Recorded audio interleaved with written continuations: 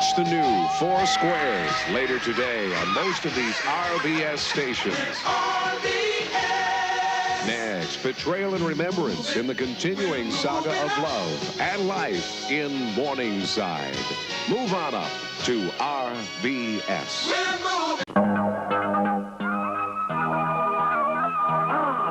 Doctor Who ice treat. Observe a chopped top, vanilla, and interstellar chopped chips. Necros, cloudless skies. Interstellar chopped chips. Pity he couldn't stay. Meet Streets Doctor Who with interstellar chopped chips in packs of 10 at supermarkets now. But Doctor Who invented them. Who else?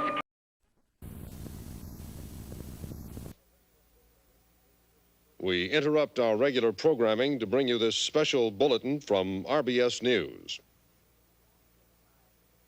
Good morning. This is Susan Miles in New York. There's a rapidly unfolding situation in Charleston, South Carolina this morning, where an unidentified group is holding 4 hostages on board a ship. Apparently, they are demanding to make a statement live over the RBS Network. Megan Barkley is in Charleston and has more on that story. Susan, the situation began approximately 1 hour ago when the Coast Guard attempted to board a vessel that had berthed at the wrong dock. The footage you are about to see was taken by a crew from the RBS affiliate in Charleston, WPIV. This is unedited material. As you'll see, events were happening very rapidly. Charleston docks were quiet today as talks broke down again between longshoremen and the Port Authority. This is quiet, right? Great. Very nice. Thank you. All right. Dock strike, take 4. Charleston docks were quiet today. What's going on here? What's happening here? Trying to get closer, Jack? You all right? Come on, let's get closer.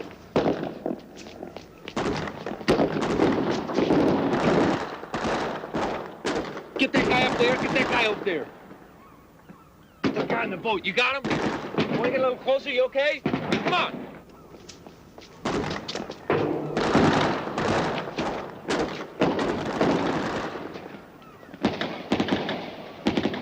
That guy's got an Uzi, man. I think he's got an Uzi. Come on. Reporter Stephen Levitt and cameraman George Takashima were covering a dock worker strike. Instead, they found themselves in the midst of a gunfight. What the hell is going on here?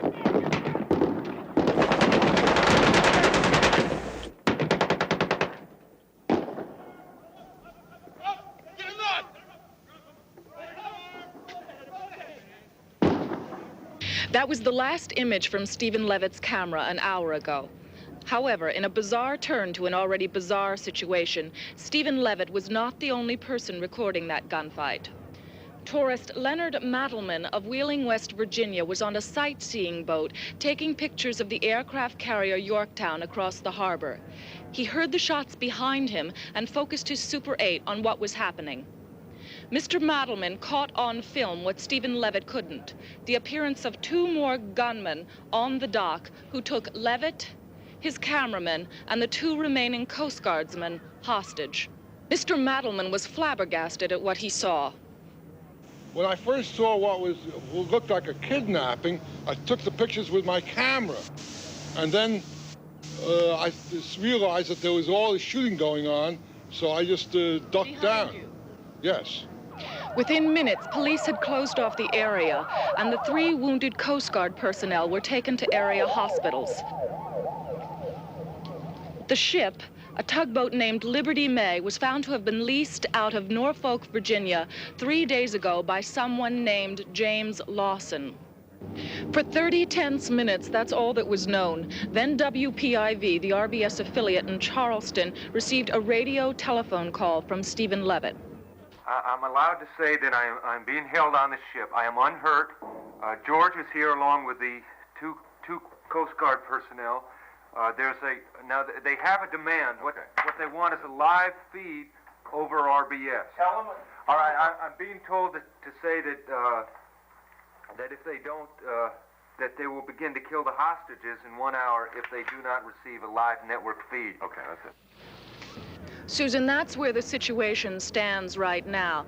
As I said, the call took place 30 minutes ago. Since then, there's been no further contact. I understand there have been discussions with RBS in New York. You'd know more about that than I. Thank you, Meg. We do know more about that now. As you can see, I've been joined by the Dean of RBS News, John Woodley. John, I understand you were a participant in those discussions. Yes, thank you, Susan. I've just come from 25 minutes of meetings between the FBI and representatives of RBS News. Just moments ago, an agent from the FBI's New York Bureau had this to say. Do we have that yet? Now this is right after the meetings. No, the Bureau can't take a position on what they broadcast. We're not censors. Our policy is to save lives wherever possible. This is not the time to go into the ethical questions, and many are raised here involved in giving unrestricted access to the airwaves. The point right now is that lives are being threatened. Now, this group, whoever they are, has proved its seriousness by wounding 3 Coast Guard personnel. The FBI and RBS management feel that, literally, when someone is holding a gun to your head, you do as you're told. And with that disclaimer, we're going back to Meg Barkley with the understanding that the preparations for that live feed are underway. Meg, do you see any sign of that? Susan, a WPIV crew began stringing cable in the direction of the ship a few moments ago, but they seem to have been stopped by several of the police ringing the dock. Meg, it's our understanding that the FBI has spoken with the local police. There they go, John. They're stringing the cable toward the ship. Meg, do you have any information on Steve Levitt? I've met Steve Levitt on several occasions, actually. He's very well thought of. I understand he's 31, he's single, he's a graduate of the University of North Carolina, and he's been a reporter at WPIV for 3 years. I don't know if you can see it, but there's somebody there. There is one, he's coming, I believe this is one of the terrorists. He's still holding an automatic weapon. He's taking the cable, he's taking it onto the ship. He has the cable. I think it'll be a few moments now before the connection is made. John, I have some information about the cameraman, George Takashima. He's 39 years old, is married with 4 children, has won several awards for outstanding camera work, and was a combat photographer during the Vietnam War. Susan, we have some information about one of the Coast Guardsmen. He is at an area hospital. He is in critical condition. So far, he's been undergoing... Excuse me, Meg, we seem to be making contact with the ship. I'm out on the dock. I believe that was Stephen Levitt, the reporter being held hostage on board the ship in Charleston, South Carolina. Dock in harbor. Sometimes these connections are very difficult to make. My cameraman. Mr. Levitt, this is John Woodley in New York. Can you hear me? John Woodley. John, yes, I can hear you. Yes, this is Stephen Levitt in Charleston. Let me start over, if you may. This morning, while covering a dock strike, my cameraman, George Takashima, and myself witnessed an extraordinary firefight that broke out between Yes, we Coast were Guardsmen able to and the see group that aboard this amazing ship. footage. During Mr. the course Levitt, of that firefight, we were taken hostage and are now being held along with 2 Coast Guardsmen whom I believe you can see them behind me. Susan Miles here. Yes. Are there any injuries aboard the ship? No, Susan, no. There are no injuries aboard the ship. Everybody here is fine. Can you tell us who this group is and what their demands are? I can tell you that the leader of the group is Dr. Bruce Lyman. With him are Dr. David McKeeson, I believe. That's good. Okay. All right, Mr. Lyman. Mr. Woodley, if you don't mind, I'm Bruce Lyman. This is Dr. Dave McKeeson. And with us are Diane Silverman, Jim Seaver, and Frida Barton. Dr. Lyman, you have demanded a live feed over the RBS network as a condition for the release Mr. Woodley, of the hostages. we're going to begin to release the hostages, the Coast Guardsmen, and in a few moments, as soon as we have an understanding. The Coast Guard hostages. Now, what about Mr. Levitt and Mr. Takashima? I'm sorry, we're going to need Mr. Levitt and Mr. Takashima for further communications. Sir, the agreement called for the release of all the hostages. No, Mr. Levitt. No, John Woodley, Dave McKeeson here. The agreement, I believe, called for the release of the hostages, and so we will now, we might do it now. That's we will right. now be releasing the All right. Coast Guard hostages, okay? Mr. Levitt and Mr. That's outrageous. No, Mr. Woodley, I can guarantee you that Mr. Levitt, no harm will come to Mr. Levitt or to Mr. Takashima as long as our feed is not interrupted. And what are our No, options? you don't have any, John. We're not discussing that now. Are they around the front? Mr. Woodley, I believe that you're, that Meg Barkley on the dock can verify that the Coast Guardsmen are being released right now. Mr. Woodley, you have that? Meg, are you hearing this? Susan, I don't see anyone right now. Oh, wait a minute. There are some people, I think there are two Coast Guard personnel coming around the front of the tugboat now, and a van has driven up. It's an emergency response van, a Coast Guard there's one of the terrorists. I think that was the same terrorist we saw earlier. They're being greeted. The two Coast Guardsmen are being released. They are being placed into the van now. The crowd here is cheering. And the van is driving away. Dr. Lyman, I understand you have a statement to make. Okay. Thank you, Mr. Woodley. Ms. Miles, we're a group that believes in survival. And I am a former strategic weapons planner for the Pentagon, so I know whereof I speak. There has been a serious change in the strategic thinking of our leaders. They now believe that they can wage nuclear war. They believe that they will wage nuclear war, and they believe that they'll win it.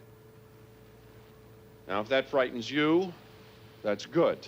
We're here in Charleston today because Charleston is a major staging area for nuclear offense. You have Poseidon submarines, you have Air Force and naval weapons areas, and we think that this is a good place to start. What's happening?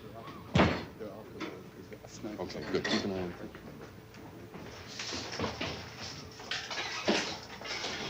So Charleston is the place for us to start. We have a demand. We want the detonating modules from every single nuclear warhead in the Charleston area, and there are 968 of them.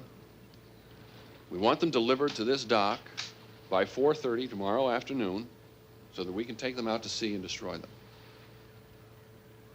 This is known as unilateral disarmament. It's the first step on a long road. With Charleston disarmed, the Soviet Union can take steps to do likewise with their westernmost installations. And we believe that this action, as radical as it is, can set in motion the most dramatic movement for peace in the last 30 years. All right? Good. But if our demands are not met, it means that our government is willing to throw away the lives of the people of Charleston. It means that our leaders have not yet awakened to the grave dangers that are facing all of us. Listen to me closely once again. My colleagues and I have constructed our own nuclear device and placed it on board this ship. If the detonators are not delivered by 4:30 tomorrow afternoon, or if our exit from the harbor is blocked in any way, the device on board the ship will explode at 6 p.m. tomorrow. And believe me, it will illustrate what it is we all have to fear. I think we do this not in anger, but as a desperate plea and in hope of lasting peace. And I believe that that's all that there is to say at this time. Thank you.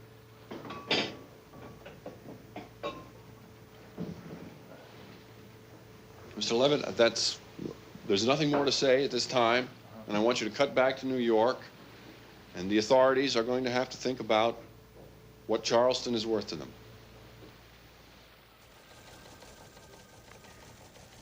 What you've just heard is a statement by a group of Well, terrorists, I guess you'd have to call them, John, who are holding 4 hostages aboard a ship in the harbor in Charleston, South Carolina. Well, Susan, nuclear terrorism is something that this country has feared for a long time. Let's make this clear. We don't know anything about this group. We have no evidence that their threat is real. There have been several hoaxes of this kind in recent years.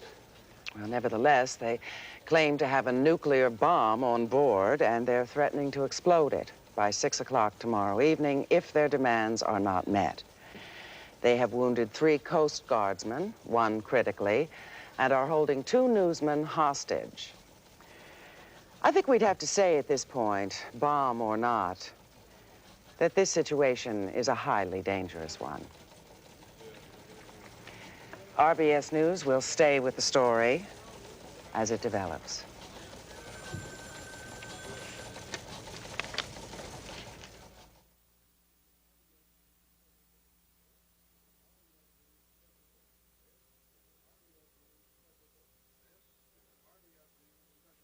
This is an RBS News special bulletin. John, while we wait for this briefing from the Department of Energy, and let's stress once more that there is no indication so far that there is a bomb on board that ship. Presumably, the briefing will address itself to that question. Let's go back to Meg Barkley in Charleston, where a group of terrorists is holding 2 hostages. Meg, have there been any further developments? Excuse me, Susan, there are so many walkie-talkies around here, it's difficult to hear. Are there any further developments in the situation? Susan, as you can see, the major change here is the number of people surrounding the dock and the snipers who have taken up positions in the roof of the warehouse next to us. There has been no activity on the ship, no sign of life whatever, but that has not deterred these hundreds of onlookers. It's curious, really, John. You mentioned the proud nature of the city. There's not been a lot of panic here. Some people did choose to leave, but most simply do not believe there is a threat. Well, we have the Navy here. We have civil defense. I wouldn't leave just because of a few false rumors. We've been here over 200 years. Local historian Dr. Charles Eastman. Well, Charlestonians, I believe, have a little fear of disaster. We've been through many disasters in our several centuries. There have been the Indian Wars. There was the invasion by the British. There was the late unpleasantness with the North. You recall Fort Sumter. Walking into Charleston is like walking into the 19th century. It has perhaps the most aggressive Excuse me, Meg, we're going to have to break away. Leon Patterson is at the Department of Energy with a briefing about to begin. Susan, Walter S. Leteau is the spokesman for the Department of Energy. Apparently, this briefing will center on the... I believe we're about to begin. Oh, yes, ladies and gentlemen, please, I'm going to make a short statement. Regarding the situation in Charleston, South Carolina, the Department of Energy has investigated 85 incidents of this kind since 1974. In no case did the threat turn out to be real. We have no reason to believe that this situation is any different. I repeat, we have no evidence that the group on board that ship has any kind of nuclear device. Why haven't you had any briefings on the other 85? Because in the other incidents, you did not have a television network broadcasting the threat into every living room in America. Well, what about the rumors of an evacuation, sir? We have no plans at this time for evacuation. It is not possible to evacuate every city every time you have a threat like this. What plans do you have? Ladies and gentlemen, please, there are no more questions. Thank you very much. All right, that was Walter S. Leteau, spokesman for the Department of Energy.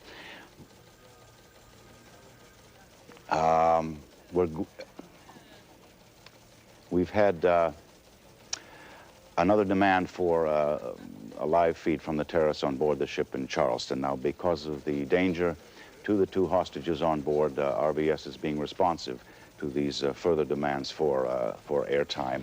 Stephen Levitt, are you there? John, I'm sorry to interrupt you, but Dr. Lyman has a point he wants to make, and he wants to make it right now. Thank you, Steve.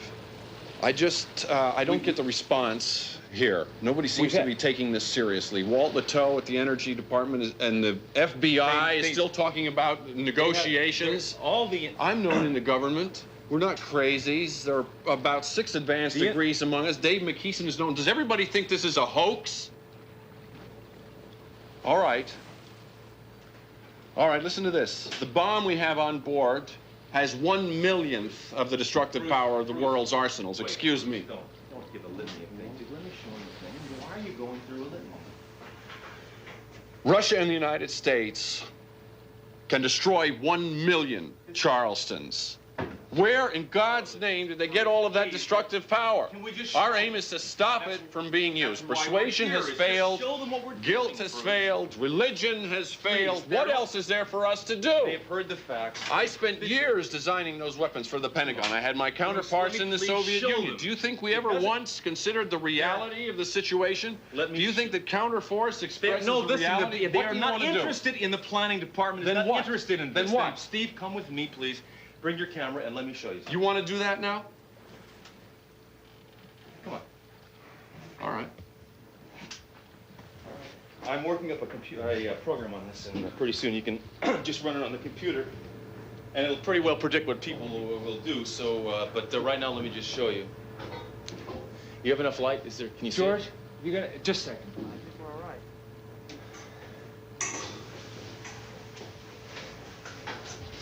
Okay, all right, go ahead. Okay, this is it. Now, this is an implosion device. For those of you who are interested, this is what took out Nagasaki. It has 5th-generation mechanics. It's based on the classic Los Alamos design. It contains 5.2 kilos of plutonium.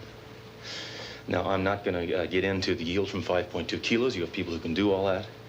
Let me just say that the plutonium was stolen from Hanford, Washington, in June, and I don't know. Can you speak up just a bit? Well, we started. I don't know. We started in March. We started in March and June and July and November of last year. Now, for those interested, I have taken the precaution of installing several anti-tamper devices of my own design. If anybody touches this thing, if anybody moves this thing, if the ship is moved, if the ship is towed out to sea, or if it is exploded, or if it is breathed on in any way that I don't like, this bomb will go off. Now, the only person who can disarm the anti-tamper devices is yours truly. Don't try bribing me and, offering me computers and stuff. I have all that kind of stuff.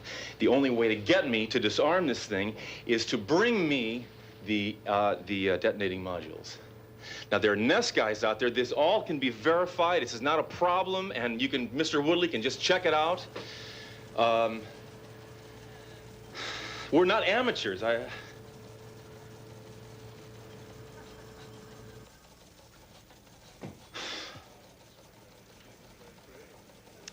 Well, the agreement, such as it was, gave the terrorists a live feed in exchange for the release of the hostages. Now, frankly, I don't think that sort of bargain includes this kind of gratuitous indulgence, if you will. I think I should reiterate, we do not know if their threat is real, and until that's determined, I think we should reserve the right to at least practice some restraint. Liz Richardson is at the White House, where I believe the president has just arrived. That's right, Susan. The president was at Camp David this morning when the crisis began. He was not scheduled to return until tomorrow. This is a shot taken a few minutes ago. We don't know if the Charleston situation had anything to do with this change in plans. The feeling here is that it did not. Acting Press Secretary Bob Grafton made it clear that, at least with the information now at hand, it's pretty much a local matter. Back to you. Thank you, Liz. Ellen Stevens is at the FBI, and she's been able to compile some information about these terrorists on board the ship.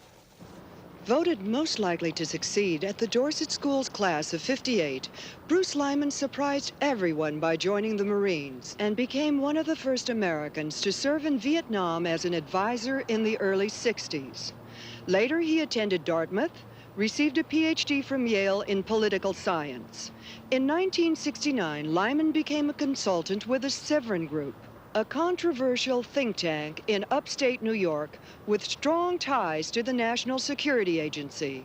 Lyman then joined the Defense Department in 1975, becoming one of the top strategic nuclear weapons planners. In 1977, he testified before the Senate. Dr. Lyman, you are saying the yield will be greater? Senator, I'm saying the neutron weapon has a greater short-term yield. The distinction is important. Now, Lyman was instrumental in the eventual decision to build the neutron bomb. Then in 1978, for reasons unknown, he left the Pentagon. Soon after, he began to affiliate himself with anti-nuclear causes. in the history of mankind. And those of us who know what we have created have a sacred obligation to tell you, the people, so that you can tell our leaders, enough. The madness ends here. Bruce just got fed up, I think. You deal with these issues for so long, and then all of a sudden you just lose it. In 1980, Lyman with several others broke into the Sand Island nuclear power plant and poured human blood into the main reactor cooling vents. In the resulting melee, several policemen were injured. Convicted of incitement to riot and assaulting a police officer, in a controversial decision, Lyman was sentenced to 4 years at Attica State Penitentiary, a maximum security prison in upstate New York. He served 14 months before an appeals court overturned the conviction. His parents, who still live in Mamaroneck, New York, had no comments on today's strange developments. David McKeeson, 36 years old, a nuclear physicist, said to be brilliant, a top man in his field. He was fired from the Hanford, Washington nuclear weapons facility last year after taking part in public demonstrations against the MX missile. I mean, you're building weapons that will kill 10 million people in 3 seconds. You have to be really sure you're doing the right thing, that God's on your side. I don't think Dave was ever sure about that. Frida Barton, poet and political activist. In 1968, she received the Whitewood Poetry Prize for her collection entitled In the Shadow of the Dream. A well-known radical during the campus unrest in the 1960s, in recent years she has moved into more extreme forms of expression, joining the Communist Labor Party. Several years ago, she was implicated in the Garthwaite bombing in New York City, when a homemade bomb exploded in a basement townhouse and killed 4 people. She has been underground ever since. Diane Silverman. With no criminal record at all, she is the most unlikely member of the group. RBS has learned that she is a married social worker from Penn Valley, a suburb of Philadelphia. Her husband met with reporters earlier today. She knew Bruce Lyman for a long time, since graduate school. Were they romantically involved? What was the name of the organization? Of course they were not. What was the name of the organization? What do you mean romantically involved? They were students together. James Seaver, the unknown variable. The FBI has been unable to locate any record or history of this last member of the group. Without further identifying characteristics, it may be some time before we know anything about him at all. What brought this group together? Is their threat real? And if it is, where did they get the funds to build it?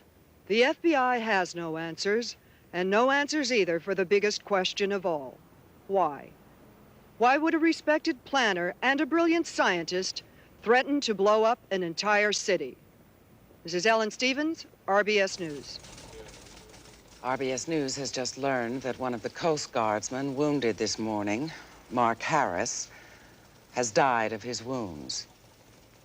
Harris was hit twice, once in the shoulder and once in the head, and never regained consciousness. Of the other 2 Coast Guard personnel, William Joseph Gregson is in stable condition, and Lyle Freeman has been released with minor injuries. Susan, it's very hard to escape the feeling right now that the ante has been upped considerably by this tragedy. Even if the situation is brought under control, these people on board that ship now will stand trial for murder. I wonder if this will have any impact on their intentions. Maybe Steve Levitt can shed some light on this.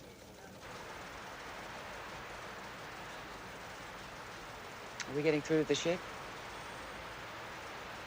Steve Levitt, can you hear me? Yes, we are here. We saw that report on the monitor, as we have seen everything that has come over the monitor. You would have to say that the group is reacting very strongly to this news. Perhaps we can talk to Frida. Miss Barton, could you give us some sort of statement concerning the death of the Coast Guardsman? Well, there's a lot I could say, but saying never achieves the doing. Well, let us not forget that one man is like all men, and all men dying is a succession of one man dying. And I grieve for this one. I grieve for his family. And I say indeed, and I mean it, I am sorry. I am deeply sorry. But I am concerned with all men. And does this distract me from my goal? No, not in the least. No. Dr. Lyman. Oh, no. Dr. McKeeson. David?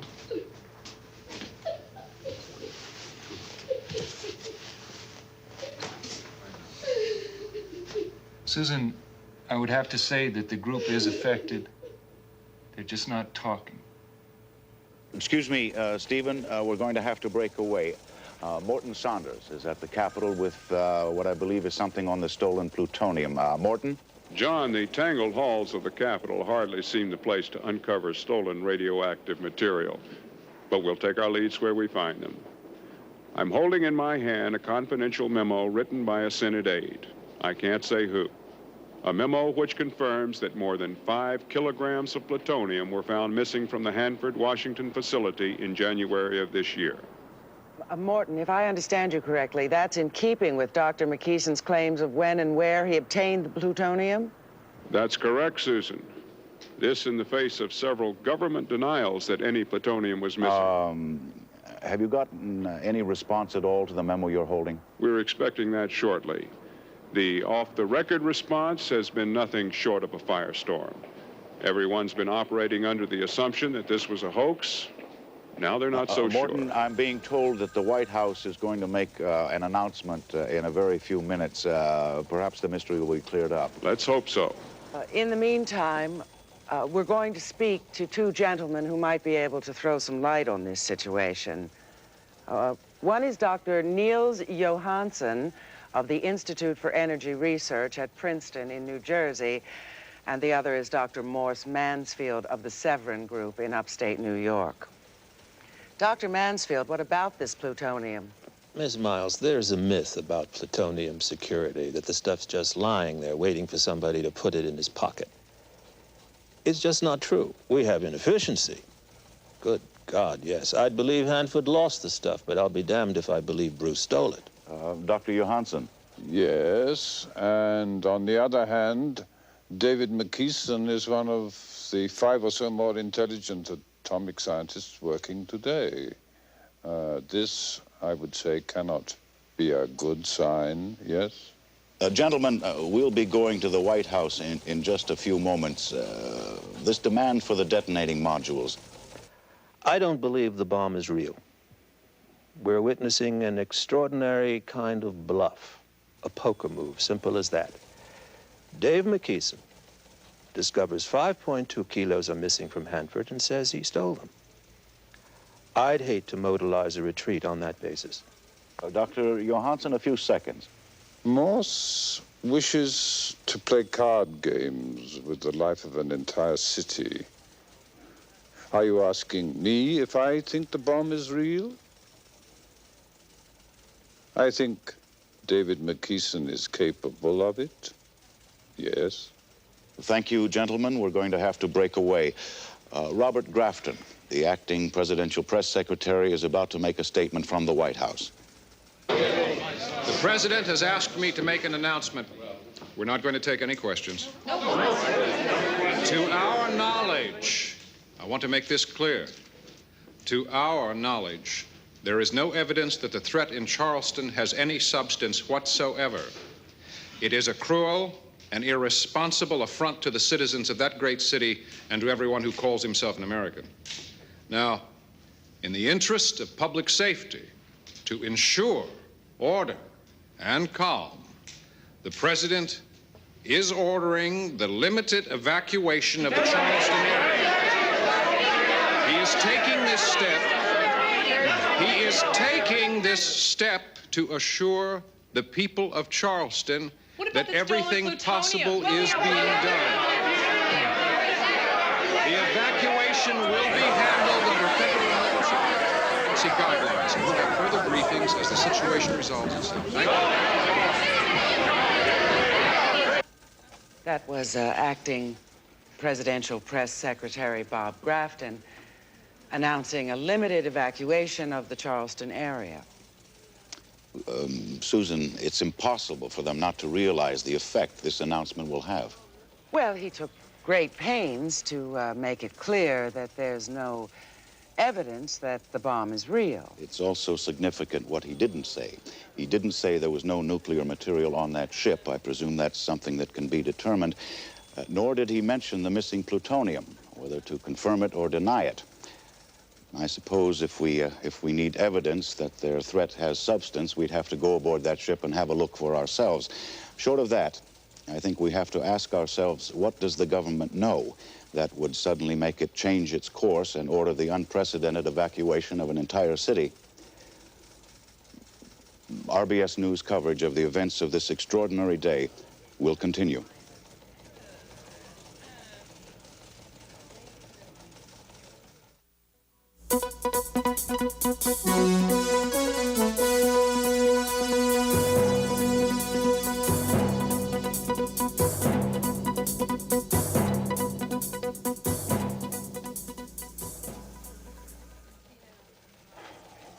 Well, it's now past midnight.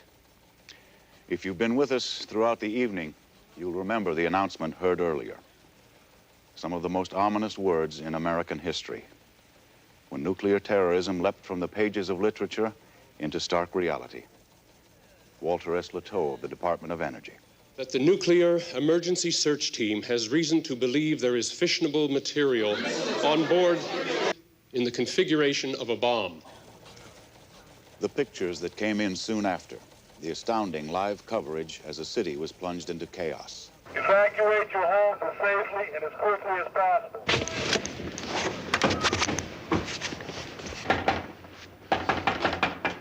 Ma'am, we're evacuating this part of the city. If you get your valuables and your possessions... A nightmare come true.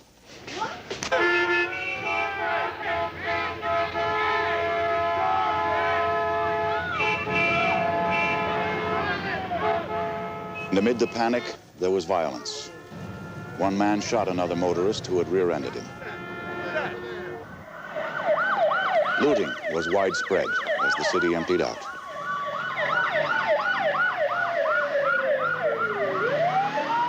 And many of those who tried to leave found themselves blocked at every turn. In a scene that reminded many of the refugees from Poland in 1939, thousands of people were forced to carry their belongings out of the city on foot, dragging wheelbarrows, hand carts. It continued throughout the night. Bernard Frost was there. The Federal Disaster Control Agency had a plan for the evacuation of Charleston, but it proved to be totally inadequate. There's no reason for panic at this time. Just calm down. I've already made a... The plan, copies of which have been obtained by RBS News, did not account for possible interruptions of the traffic flow. Not even stalled cars or flat tires. Within a half hour, there were many of both. Outside the city, hospitals and high schools were quickly converted into evacuation centers. But shortages of space and supplies soon became critical. National Guard troops were brought in to keep order. The sense of shock is mounting. In the hundreds of evacuation centers around the area, there is a mood of helplessness and anger. Anger at authorities who seem unable to cope with the level of chaos, but most of all, anger at a small group on a ship in Charleston Harbor. I think they're crazy, I really do. I mean, what kind of people would do that to a whole city? Bernard Frost, RBS News, outside of Charleston. As in Charleston, the mood of panic in Washington is matched by feelings of anger. When the announcement came at 3:30 today, the Senate adjourned in chaos. Burton Lamb of Louisiana was apparently so furious he didn't wait for his limousine to show up. Why isn't anybody wondering? Why aren't they thinking about what the role is of the communists in Charleston? Among the voices of rage, few counseled moderation. Earlier today, I spoke with Senator Ryan of Pennsylvania. Well, Morton, certainly we can't compromise the security of the United States. But on the other hand, I can't countenance the destruction of an entire American city. I don't envy the president on this one. Atlanta, Georgia, 290 miles from Charleston, presumably safe, even if the bomb were to explode. But you wouldn't know it from the citizens of Atlanta. I heard there was one close by here, too. By noon, the police department had logged 15 nuclear extortion threats. They're all hoaxes, but the government wants to check them out anyway. Atlanta's experience was repeated around the country. Washington, 8 extortion calls. St. Louis, 6. New York, 67. Yeah, it really makes them come out of the woodwork, doesn't it? In Philadelphia, as in other cities, churches and synagogues were filled to capacity as people try to find comfort. Observers say nothing has touched the American nerve like this since John Kennedy was assassinated. That feeling of helplessness and dread, the knowing that it could happen anywhere. It almost happened here at the Washington Monument not long ago, when a man claiming to have 1,000 pounds of explosives threatened to blow up the monument. The difference is Norman Maier had no explosives. Bruce Lyman does, of a much more threatening kind. That difference may yet rock the very foundations of our country. Terrorism has reached the atomic age. As this difficult, frightening day draws to a close, there is one subject we can't avoid discussing, and that is the horrible consequences for Charleston if, in the worst of all situations, the device on board the ship should explode. RBS science correspondent Arlen Surrey reports.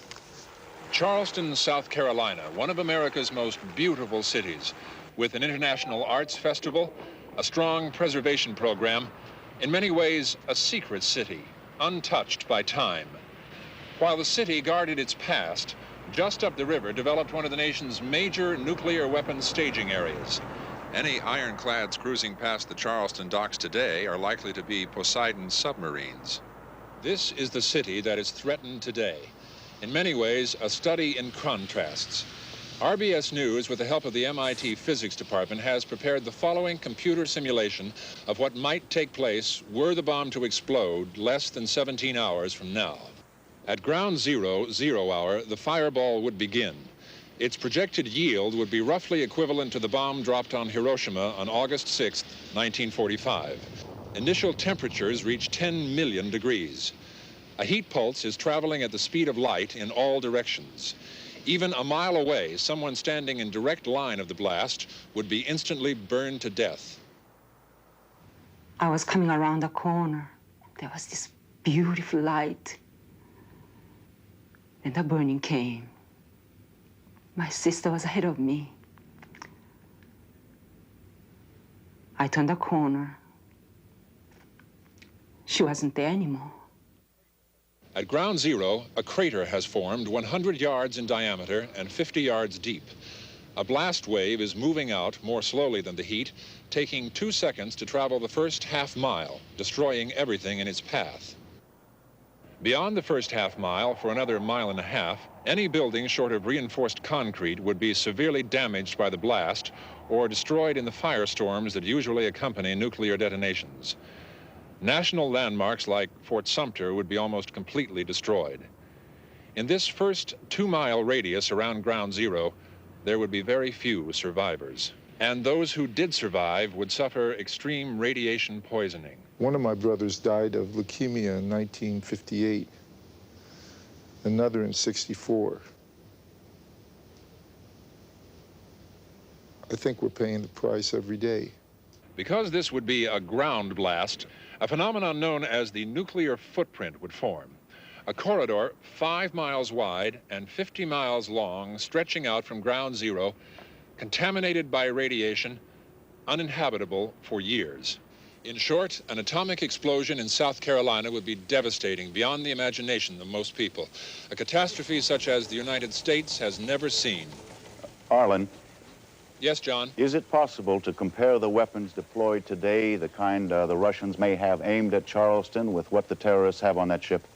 John, tonight, people who are 5 miles from the harbor would survive the blast, at least. If a Soviet 1 megaton bomb was dropped in the harbor, those people 5 miles away would be vaporized in the first 3/5 of a second. Thank you, Arlen. The situation in Charleston has many facets. Merritt Cunningham has a report on one of them. A gunfight in a harbor. A local correspondent happens to be on the scene. Within hours, the situation escalates into a major crisis. The National Guard is mobilized. A city is evacuated. And a small dock in Charleston, South Carolina, becomes the media capital of the United States. Anti-nuclear groups especially wanted to get their point across. That we're appalled at this kind of tactic. We're outraged that efforts of millions of concerned citizens have now been tainted by this abominable act. We're working for a real disarmament, a verifiable bilateral disarmament. It's sane and it's possible. And there were those who criticized the role of the media. Why give them the feed? Why do it? To save lives. Who says it doesn't cost more lives this way? As things escalate, as people do more and more outlandish things to gain the public eye. I'd take it out of the network's hand, if you ask me. I don't trust their priorities. Make it illegal. Just make it illegal to hand over a feed. But the feed was given. And this is the way the dock looks tonight. The spectators and demonstrators are still here. Some, it seems, prepared to camp for the night. But they're camped in front of the TV cameras, as if lured by the light and excitement, as if the coverage of the event were more important than the event itself. That's become a fact of life in stories like this. Television is a presence that no one can ignore, not the police, nor the terrorists. It has become witness to the story, yet part of the story. And it will probably remain that way as long as people watch the news. Merritt Cunningham, RBS News, Charleston. You know, John, this live feed from the ship, it's a product of amazing technological advances, and we have to wonder, if it were not available, would the terrorists have been able to gain a national forum, as they have? Well, Susan, I think that reporters always tend to be blamed for the bad news they bring. Well, yes, but it's a question of complicity. We have to ask the question if the news media actually contribute to the very situations. Excuse me, Susan, we're going live. We're being joined live by Stephen Levitt on board the ship in Charleston. Go ahead, Steve. Yes, John, the entire group has been watching the broadcast, and Dr. David McKeeson would like to make some kind of... I just wanted to say that I have been listening to what you've been saying about how the news media is taken advantage of by people, and that's not really a problem, is it? I mean, the news media is essentially show business, isn't it? I mean, you guys have agents just like actors do, isn't that right? No, does John Woodley have an agent? The ongoing crisis I here. don't. No, I'm not me. All right. No, yes, well, here, wait. I would like to make a statement. I just want to say how much I love RBS News. And I didn't believe any of those stories about how John Woodley got mad when Susan Miles became a co-anchor person. Those stories were circulating. That's not true, John. You didn't get mad, did you? And one more thing. I love this logo with America Under Siege. What are you, with music in the background, and it just gives me chills. It makes me real proud to be a part of this whole thing. It never ceases to amaze me, the ability of the news media to trivialize any event of any significance, any meaning. It just, I don't know, it's what? What are you doing, Dave? People are talking about us like we're doing some sort of bad thing and a terrible thing, and we are trying to do something we are making a statement. We're trying to do a good thing, just like John Woodley is trying to do a good thing, and I think that we're together on this, right? Well, I think any connection between what Dr. McKeeson is doing and RBS's attempts to cover it is highly remote. John, you guys eat us for breakfast and for lunch. You have like an earthquake or a plane crash or something. John Woodley, good Anglo-Saxon name. I hope it's his own. He's not the enemy, Dave. John? He's just a friend. John, are you there? Yes, Dr. McKeeson. Well, does this qualify as gratuitous self-indulgence? Well, perhaps that's in the mind of the beholder, Dr. McKeeson, if you choose to think of it like that. I'm getting John mad here now. Don't mean to get John mad. See, I'm just trying to improve your rating points. You think this is about ratings? John, okay, John, you tell me. Look, here's what you do. I want you to call up NBC, call up CBS, and get them on the line, and you tell them that there's a story here that you don't want to cover anymore. This will show me then. There's a story you don't want to cover. Take Steve out of here. Now, Steve has really doing a great job, and I know that if he stayed here, his career would be made with RBS. But if it doesn't mean, rating points don't mean anything to you, then what I want you to do is cut me off. Just pull the plug. I mean, if you're so righteous, if it doesn't matter to you that the entire country is tuned to RBS for exclusive coverage, we'll just end it. I mean, NBC would kill its mother for this footage. Any of them would. So, but if it doesn't matter to you, fine, then cut it off. I would like to see RBS willingly give up exclusive coverage. This would be interesting. Let's see it.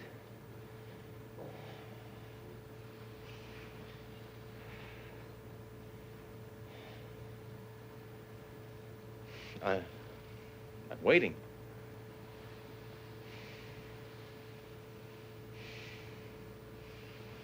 Well, I guess we all know where we stand, don't we?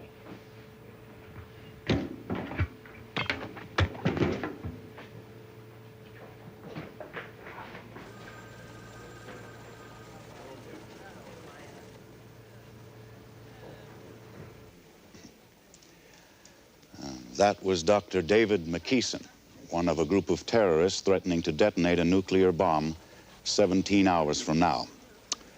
He made several points about the exploitation of news events by the news media. And as an example, he used RBS coverage of this particular event. It was a strong attack. I think I can say very strongly worded. And just to make sure that the factual record is clear, RBS News long ago made Stephen Levitt's reports from that ship available to all the other networks.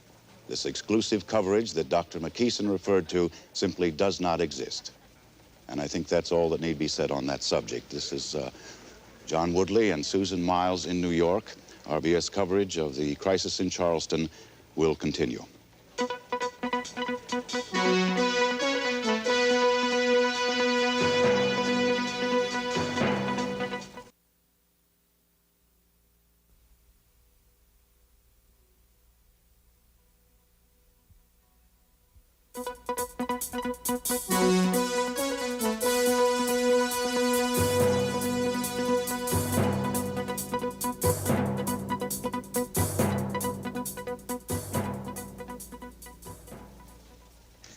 Good morning. This is Susan Miles and John Woodley in New York on this, the second morning of a crisis that has riveted the attention of the world.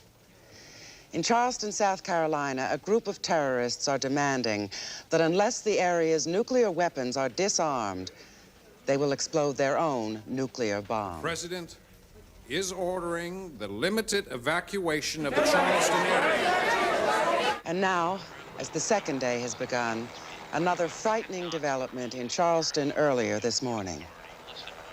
It began at 7:43 this morning, a news helicopter venturing too close to the ship. James Seaver, the silent terrorist, made himself heard at last with a vengeance. It's going down! Look out! After a tense and sleepless night, Seaver seemed all at once to succumb to the pressure. Bruce Lyman, the leader of the group, was unable to calm Seaver down. Stephen Levitt attempted to help. A scuffle broke out. Seaver demanded a microphone, claiming he had a statement to make. You too! Because you work for them, man. You work for them. The ones up there, because I see what goes on your channels, and because it's all like the same thing, you know? I've seen you guys. You have some guy on there, and then you start laughing at him. The next thing you know, I've seen it, man! He proceeded to issue a strange and seemingly irrational string of demands. I want a Porsche, and I want $340,000. After half an hour, Seaver abruptly stopped talking and sat down. This doesn't mean anything. Jim is, he's a sensitive guy, and nothing has changed. But as the morning wore on, it became clear things had changed. Diane Silverman, one of the terrorists, requested a telephone hookup with her husband. David, I don't know if I'm... The kids are watching, aren't they? Yes, they've been watching. They're seeing everything. They're watching now. An FBI negotiator was called in as it seemed Diane Silverman was about to give herself up. By 9 a.m., the government itself seemed uncertain, faced as it was by a group whose behavior was becoming increasingly unpredictable. This morning's events in Charleston cast a pall on an already gloomy morning in Washington. Members of Congress are only too aware that the authorities in question have had nothing public to say since the crisis was recognized at 3 p.m. yesterday. John Morgan of Kentucky apparently knew some of the answers, but he wasn't letting on. There's going to be a settlement. There's going to be an accommodation. Now, I think what the accommodation is, let's just stay calm and have faith in our president. Senators, That's all that there is right now. We'll be back with you when we have more. Thanks very much. 2 words: accommodation, settlement. As near as can be seen, they indicate the government's direction in the handling of the Charleston crisis. Those arguing against such a course have yet to come up with any other options. The president himself has apparently decided that an armed attack on the ship would be too risky. This is Morton Saunders, RBS News, the Capitol. RBS News has learned that at 8:10 this morning, the president ordered the nation's nuclear forces on full alert. Apparently, the move was made as a signal to the Soviets that the United States defenses are still intact. Whether they will remain intact or whether the rumors of accommodation with the terrorists are correct, no one can yet say. Jonathan E. Herman, RBS News, the Pentagon. The terrorist who fired at the helicopter this morning, James Seaver, has finally been identified by the FBI. Ellen Stevens has that story. James Seaver. Until he showed his face this morning and started speaking, the FBI had no leads in their efforts to identify him.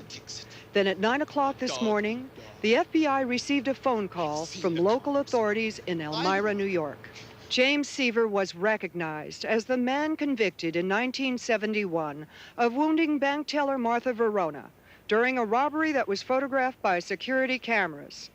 Under his real name, James Anthony Stromer, Seaver had been sentenced to 25 years at Attica State Penitentiary. Stromer was still at Attica in 1979 when Bruce Lyman served 14 months for incitement to riot and assault. Ex-cellmate Jimmy Lennox. That guy is a walking psycho ward. That's about the best way I could put it. He's a nut. Ellen Stevens, RBS News, the J. Edgar Hoover Building. There are about 140,000 people now in evacuation centers and private homes outside of Charleston. Bernard Frost reports on the conditions there. The problems for those who have left have been staggering. Not enough food, not enough clothes, not enough medicine. After 19 hours of evacuation, the situation in many centers is critical. Families are still separated. I tried to get in touch with the school to find out what happened, but they can't tell me anything. They were put on buses and hauled away, but I don't know where. How are we going to feed 150,000 people? But the federal government has been bringing in supplies around the clock from all across the country. This rock is Jesus. And, indeed, amid all the suffering and panic, not all the emotions have been negative. The evacuation centers have been witness to sometimes amazing examples of humanity and self-sacrifice. People giving up food for others. People giving up clothing so that others will not be cold. Indeed, those who feared that this crisis would bring about a general breakdown of society have been proven resoundingly incorrect. And gripped his soul,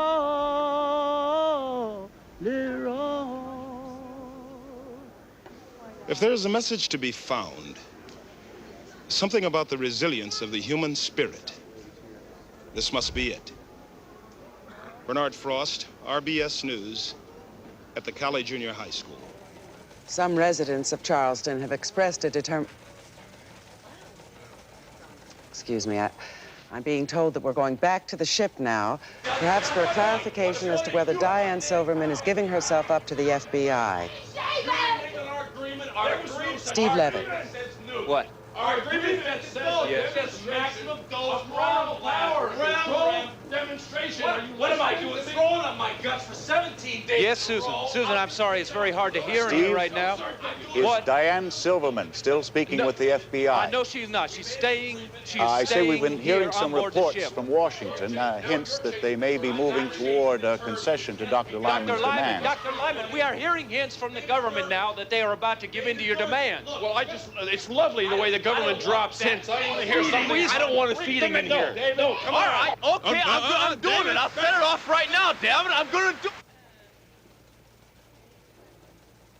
We've just heard Dr. McKeeson apparently threatening to detonate the nuclear device. I don't think I'm exaggerating when I say that the situation on board that ship is deteriorating rapidly.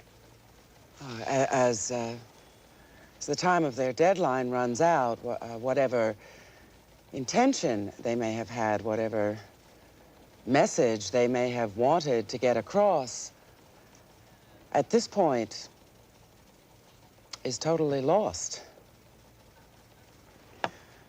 This is Susan Miles with John Woodley. RBS News coverage of the crisis in Charleston will continue.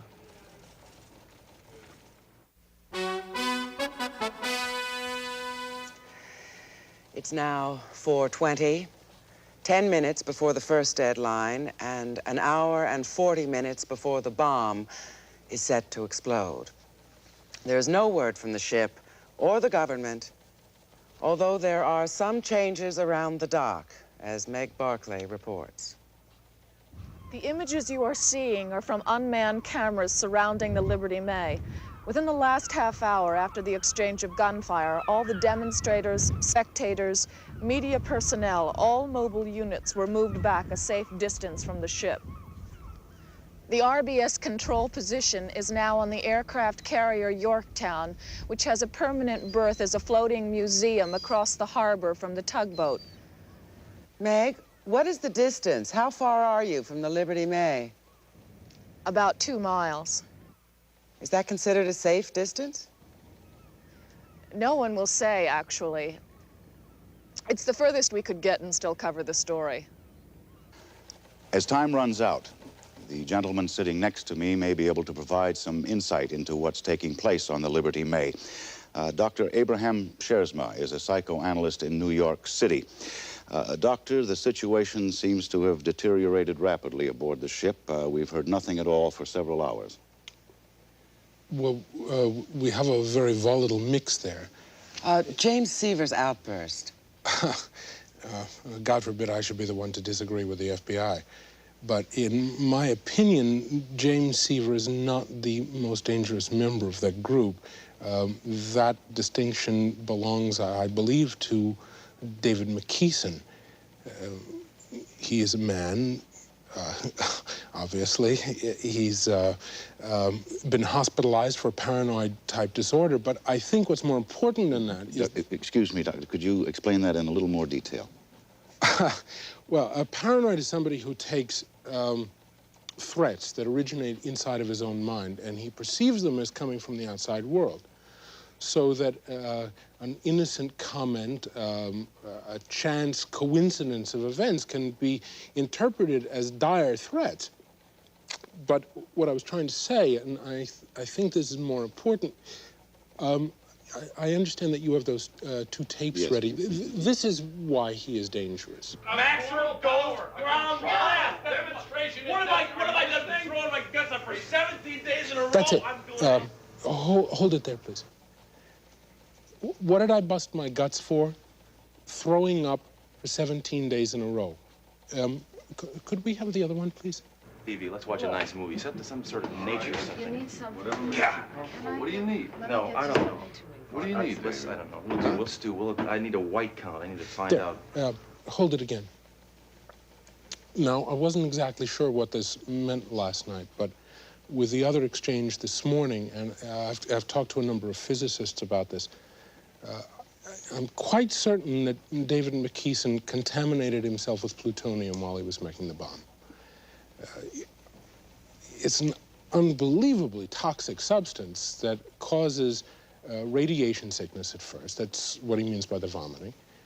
And it's the later stages, though, that are really deadly. Usually leukemia within a year to 18 months. That's what he means by the white count. David McKeeson is a very dangerous man because he knows that he's dying already. The bomb doesn't hold any danger for him anymore. Excuse me, Dr. Shearsman. We've just made contact with the ship. We're going now to Steve Levitt live. Yes, Susan, it looks like it's down to the wire. Steve, it's quite a relief to reestablish contact. What was the problem? Well, Dr. McKeeson had decided that there was no more... Steve, we were worried that something had happened, on the ship. But it seems that things are actually calmer now than before. Well, there's no more shouting, if that's what you mean. But considering that it is 4:25 and there has still been no response, I could hardly describe things here as calm. Does anyone have anything they want to say?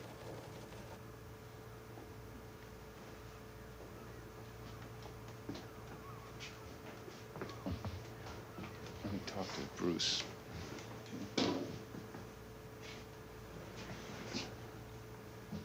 Dr. Lyman. Yeah. Well, they're psychoanalyzing us. It's kind of neat. 5 minutes to go and they're psychoanalyzing us. I haven't lost control of anything. I never had it. But this group knows exactly what it came here to do. And we haven't wavered. My God, why don't you analyze a government, the most powerful government on earth, that sits and does nothing for 24 hours, and then ask yourselves who the real terrorists are? Excuse me. Well, we're seeing exhaustion take its toll, John. Complicating a situation that's already, complicated enough. Yes, indeed it is, and we have to wonder if... just been handed this. I understand we're going to Morton Saunders at the Capitol right now. Morton? I can now say with almost complete assurance that the government is going to accede to the terrorist demands. I've had this story confirmed by the Department of Energy, the Senate, the FBI, and the White House. Just moments ago, Senator Lackland of Wyoming had this to say. The government never gives in. The government accommodates. I have no other statement. This from a man who last month said that execution was too mild a form of punishment for terrorism. John, I think we're going to see events move very quickly now. Morton, I'm being told that we have Jonathan Herman at the Pentagon. Perhaps he can substantiate it as well. Jonathan, are you there? John, reports that... John... I'm having difficulty hearing you, Jonathan. 45 minutes now. Can you hear us? John, reports that the government is giving in have been circulating in the Pentagon for about 25 minutes now, and everyone I've talked to has denied it. For the Defense Department to accede to the terrorist demands would entail large crews working feverishly all around the Charleston area. I can tell you almost unequivocally that no such large-scale activity has been seen. Now, I know that Morton has confirmation from White House and DOE, but I must tell you there is none here. Thank you, Jonathan Herman. We have two conflicting reports now, and it's anyone's guess at this point, now less than a minute before the deadline, an hour and a half before the bomb is actually set to go off. John, it would seem likely that in spite of what Jonathan Herman says, that the government will accede to the demands. Well, Susan, on the other hand, it's been the long-standing reasoning of the Israelis never to negotiate with terrorists. And they've had a lot more experience with this sort of thing than we have. Time is running out. 12 seconds. 8 seconds. I don't see what could happen now. 3 seconds.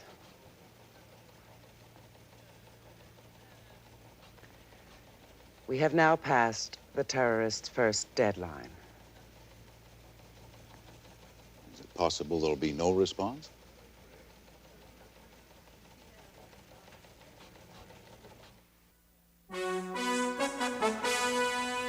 It's now 4:31 and some seconds. We don't know what may be delaying the government's decision. We have now passed the terrorists' first deadline, the one they felt would give them enough time to take the detonators out to sea and destroy them. As for the bomb itself... Excuse me, Susan, we're going to the White House right now, where a briefing is about to begin. Authorized the removal of 968 computerized detonating modules from the strategic nuclear warheads based in the Charleston, South Carolina area.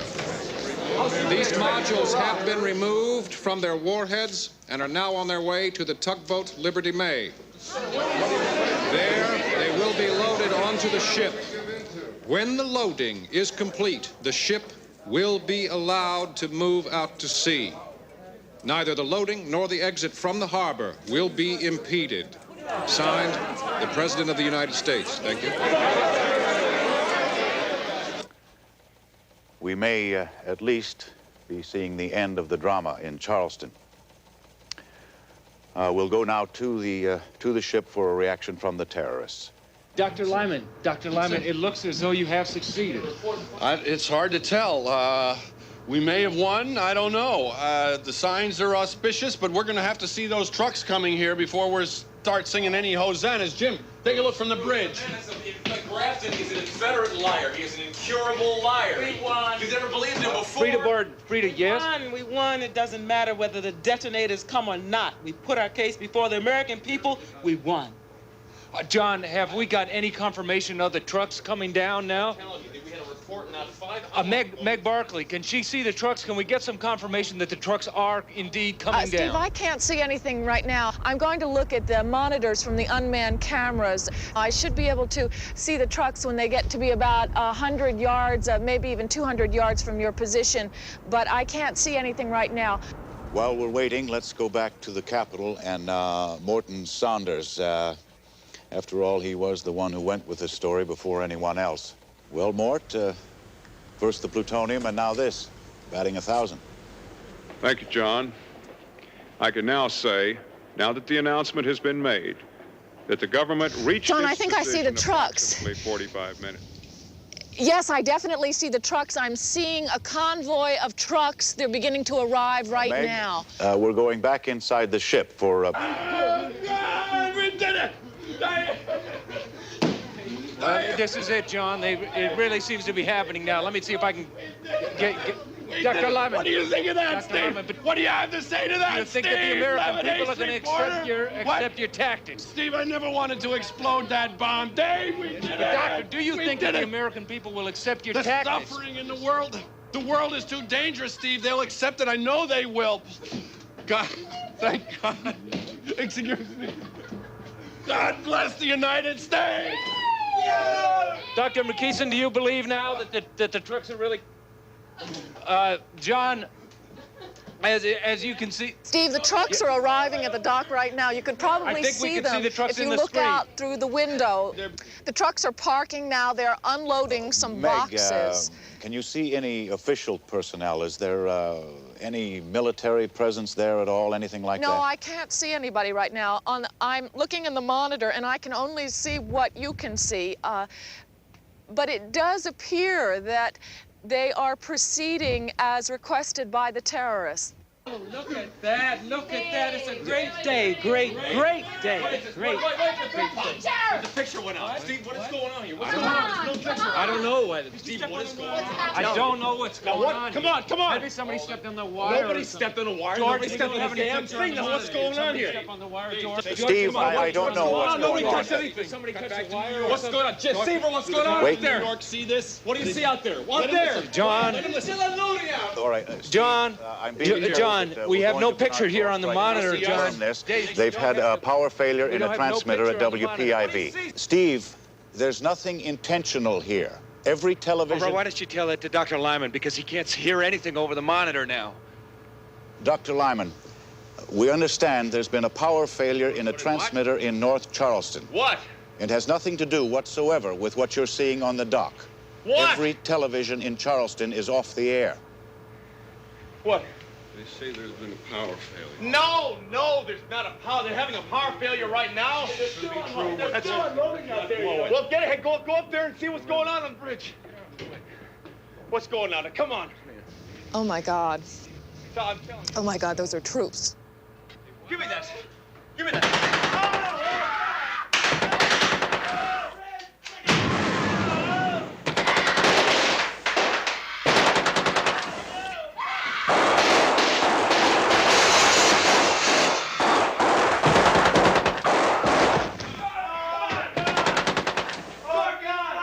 Are you hurt?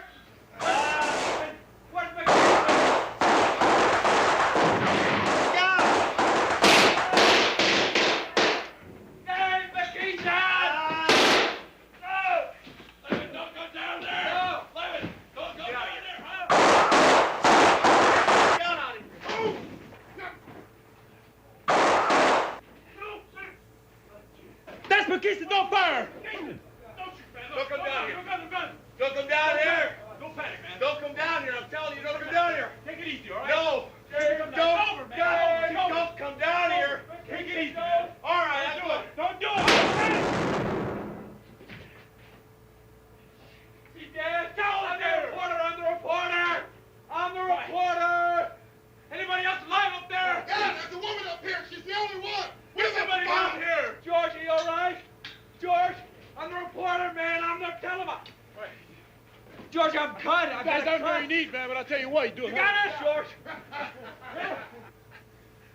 We got the bomb, man. We got it. It's all right.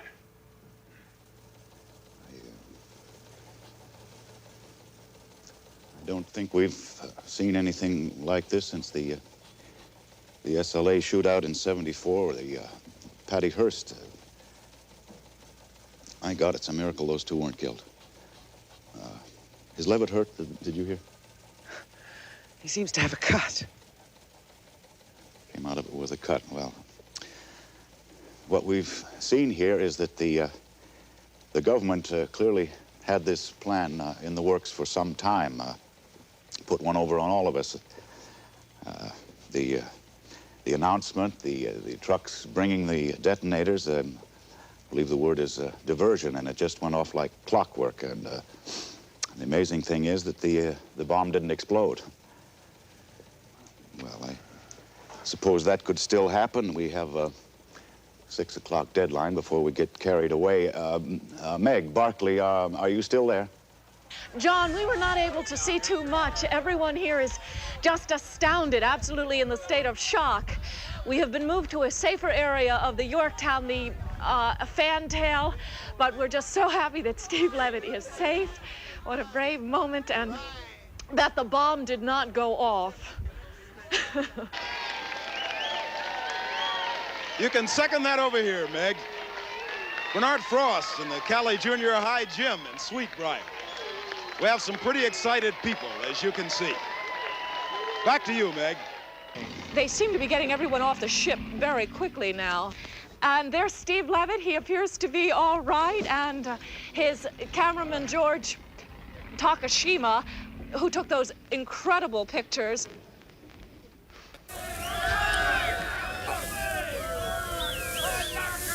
We're seeing the picture from George Takashima's camera. Steve, can you hear me? Yeah, John? Steve, yes, you're John? all right.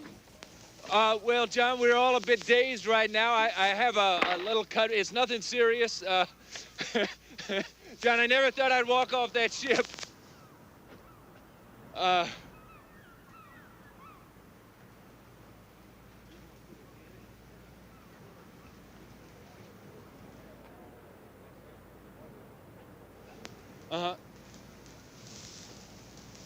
They're bringing them out now. That's Jim Seaver. Steve, excuse, I believe that's Bruce Lyman. That's Diane Silverman, I believe.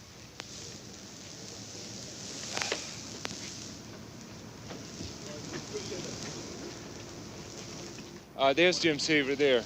He's coming out now.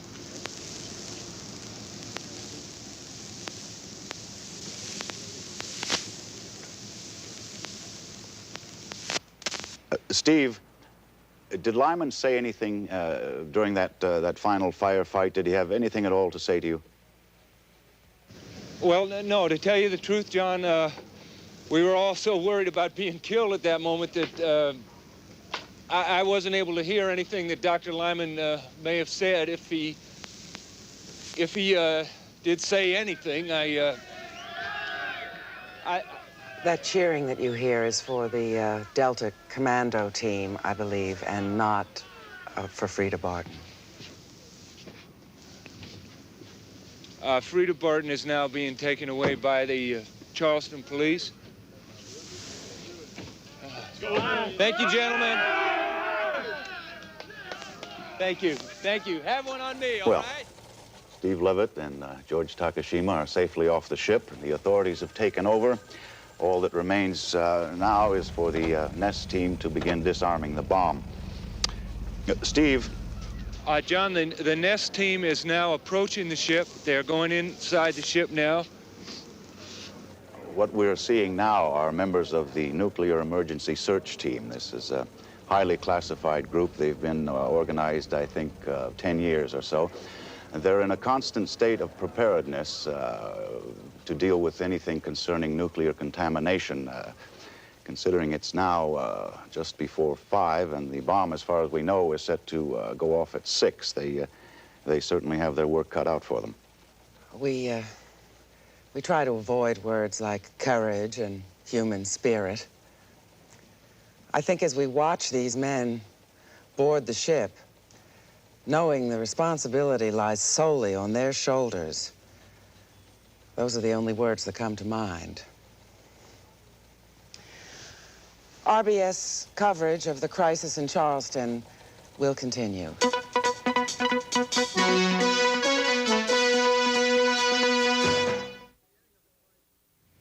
From the beginning of the crisis, our intelligence showed unmistakable signs of Soviet strategic alert.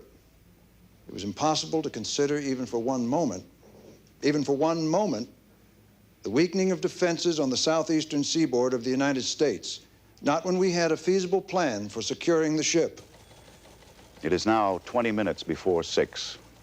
As you know, we've been standing by for the past 45 minutes, watching members of the nuclear emergency search team go on board, stabilize the environment on board the ship, determine that the anti-tamper devices were in effect, and they've decided to disarm the bomb where it sits. I said before, and I will repeat, the attack on the terrorists was predicated on the total confidence that the nuclear emergency search team would be successful in disarming the anti-tamper devices on the bomb. Ladies and gentlemen, thank you very much.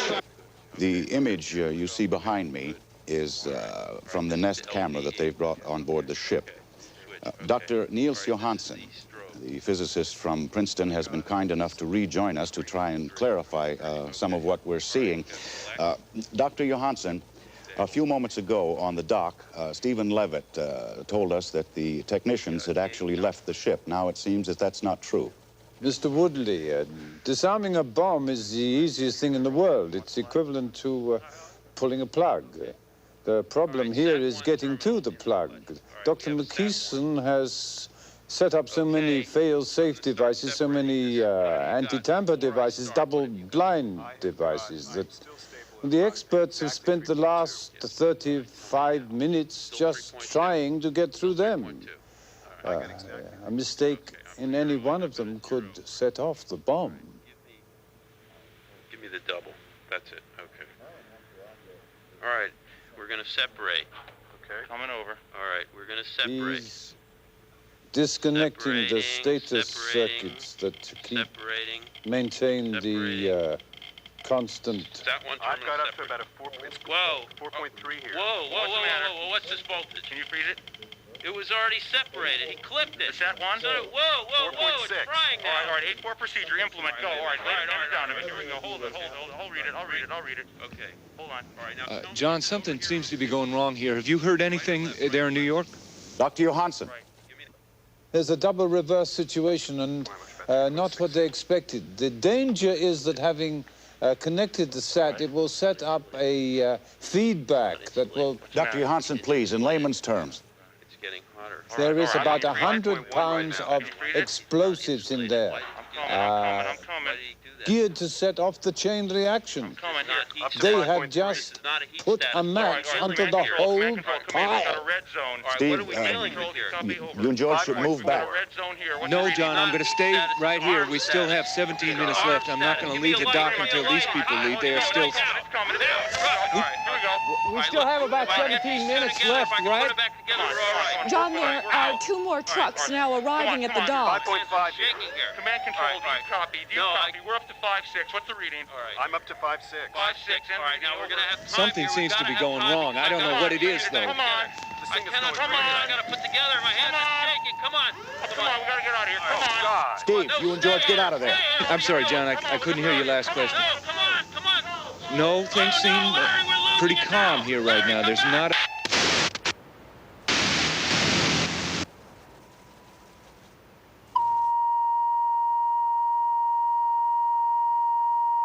Oh, somebody get me some information, damn it! The hell is this?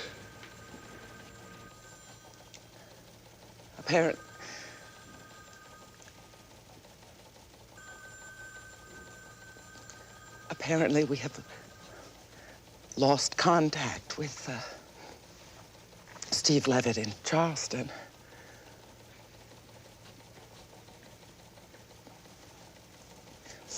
It is possible that there's been some kind of detonation.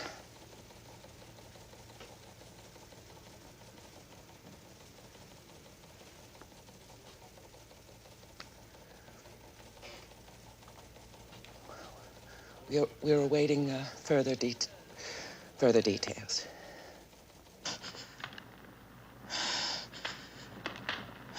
Okay. Meg?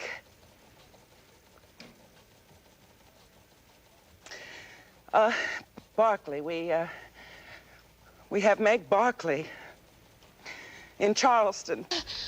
Can you, Stuart? Meg? Can somebody help? Meg, it's Susan Miles in New York. Can you hear me? You're there? Yes, Meg. Susan Miles in New York. Can you hear me, Meg? It's... Oh, my God, it's, Meg, please tell us what happened. We saw it. Didn't you see it? Look. Look. Meg, come back. Look. Just look at it. It's on fire. Everything's on fire. Oh, my God. They told us. They did tell us if it happens, you know, nobody took it. I mean, I didn't take it seriously. If it happens, don't look at it. Somebody said that once, so I threw myself down, and Bobby didn't, and he's dead.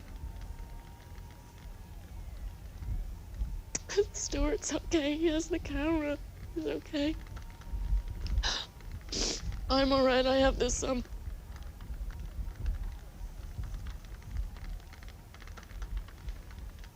Is the radiation coming now? Does anybody know that? I mean, are we hurt? Are we gonna die?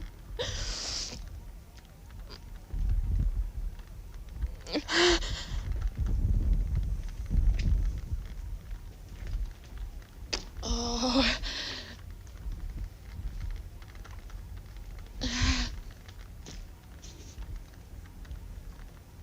There's some glass here.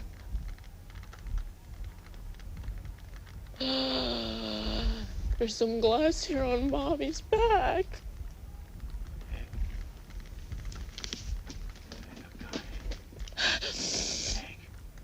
What?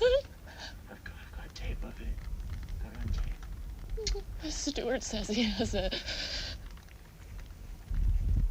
He says he has a tape of... A tape of the explosion. Tell him to run the tape, Meg. Run the tape.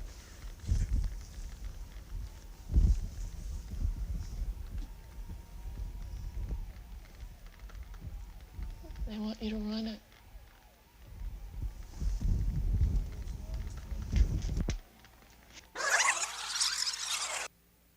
Look, Bobby, what are those nested chess guys? What are they? Nobody tells us anything around. Hey, Stuart, can you see what's up?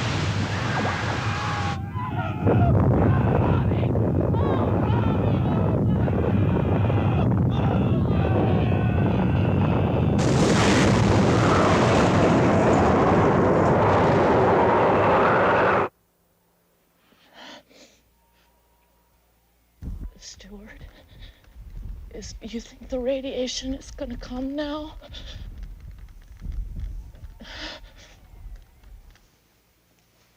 John,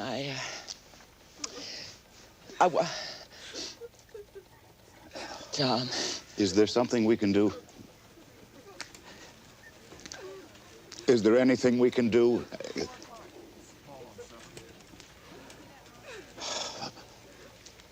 There's got to be something we can do. Now, someone figure out what we're supposed to do.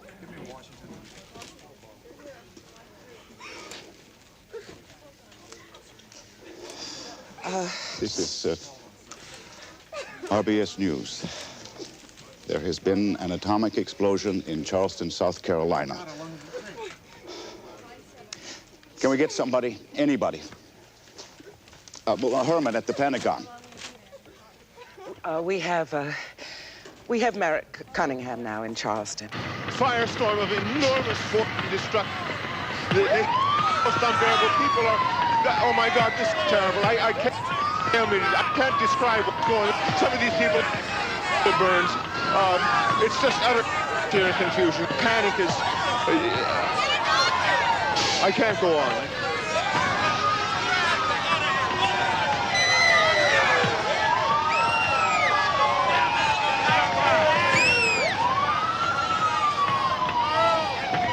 The city's on fire. John, this is... People are standing here watching their city burn. The injured are beginning to arrive. Excuse me. My God.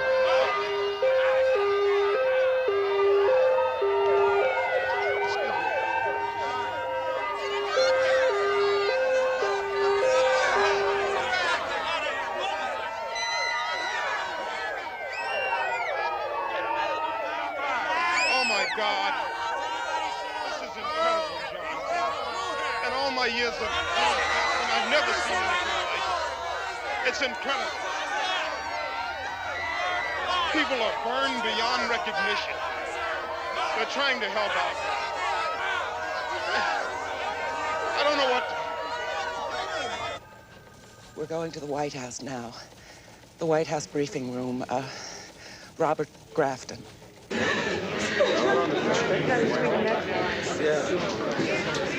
Ladies and gentlemen, we have just received word from Charleston, South Carolina, that a nuclear detonation of undetermined magnitude has just taken place a few moments ago. We don't know anything else, except that damage and injuries are expected to be extensive.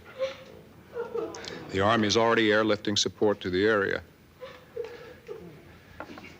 I'm not going to say any more at this time,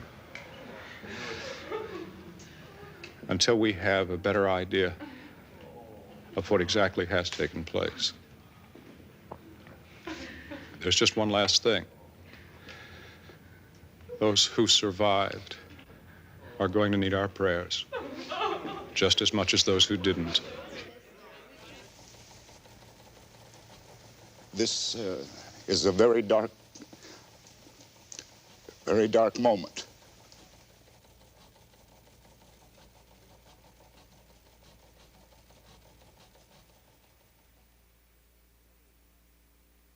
Good evening. This is Newswatch. Emergency efforts continue in Charleston, South Carolina, where 3 days ago an atomic explosion destroyed the heart of the city. Estimated at a yield of 23,000 tons of TNT, the blast was seen and heard up to 400 miles away and created a firestorm that is still burning in several areas. Due to earlier evacuation, the number of dead is estimated at less than 2,000. But at last count, there were more than 25,000 injured. Many of those are burned and have been flown to hospitals around the country for treatment. But altogether, the burn care centers in the United States have only 2,400 beds, less than half the number needed for the victims of the Charleston blast. Because of onshore winds spreading fallout west of the city, 250,000 more people have been evacuated from outlying areas. In all, 500,000 are homeless. Scientists estimate that it may be years before the region is safe to reoccupy. Trauma care centers are being set up to care for survivors, many of whom are physically uninjured, but suffering from shock and delayed stress. Authorities are also caring for hundreds of children who are either orphaned or cannot find their parents. Counselors tell of recurring nightmares and shock. One child of 9 apparently committed suicide. After 3 days, the shock seems to be just setting in. Early talk of rebuilding has been forgotten in the wake of radiation estimates. Hundreds of thousands of refugees face the prospect of starting new lives elsewhere in an already depressed economy. As for Charleston itself, the city of gardens and narrow streets and beautiful old houses, that city is gone forever. A new city may someday grow there years from now, or it may remain a desert. Whichever, the staggering loss of what once was can never be eradicated. In other news, more riots in Poland today as demonstrators clashed with police over working conditions at the Gdansk shipyards. Reports indicate at least 27 injured. The World Bank met in emergency session today, stirring fears of international panic in the wake of yesterday's surprise default by Peru on a $27 billion loan. I'm Susan Miles. More news later on most of these RBS stations. Good night.